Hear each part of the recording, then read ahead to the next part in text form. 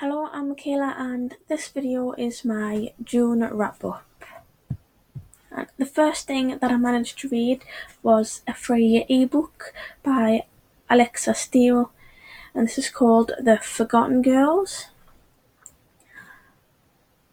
And I think I gave this 4 stars on Goodreads.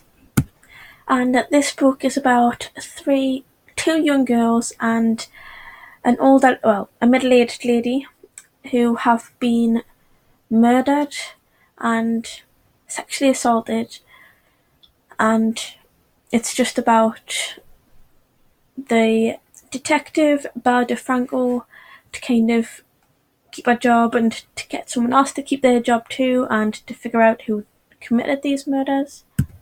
The next book that I have is called Into the Water by Paula Hawkins, and this book is about a young girl who apparently commits suicide, and that's what they assume for a while until they realise that there were other things going on at the time, and other things happened, criminal activities and other murder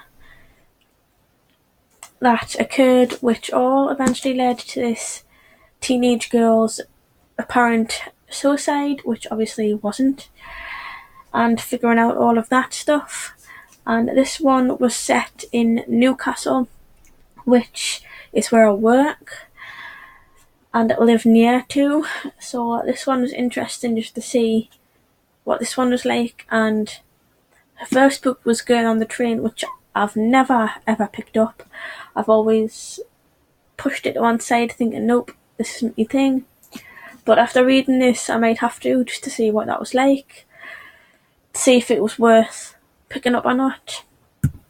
The next book that I have is a collection of poetry called The Princess Saves Herself in This One by Amanda Lovelace, and I gave this 5 stars. And with some of the poetry, it is very much like Milk and Honey, and as well with the cover, it's almost the same. And I did enjoy this. It, again, with Milk and Honey, it has things in it that resonate with you and can be very familiar, and it is very disjointed poetry, but it was very good and has kept me interested in poetry.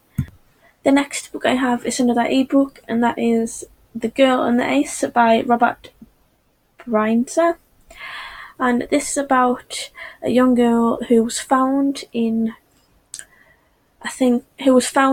a pond at the back of a museum, who was murdered. And again, another murder mystery thriller where you have to find out who it is. And it was quite interesting to see who killed her, because it was someone very interesting and not very likely to do it. And although it took a while to get through, I did enjoy this one, and I think I gave it 4 stars on Goodreads. And the last book that I've managed to finish so far this month, because I've pre-filmed this a little bit early, and that is A Meet of Tribes by Bella Forrest, part of the Shade of Vampire series. And of course it got 5 stars. But when you're going between different things, it is quite hard to keep up with who is who, because there are quite a few characters. But other than that, it was very good, with twists and turns that you can't put down.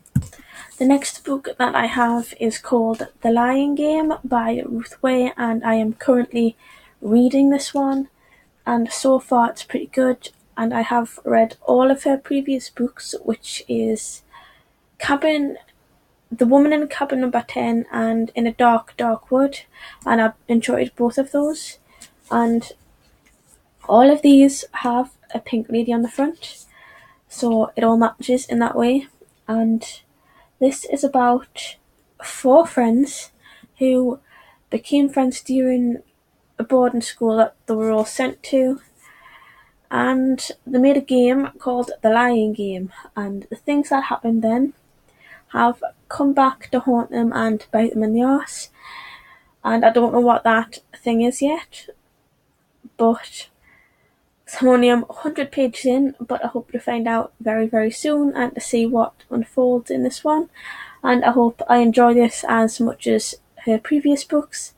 And thanks for watching.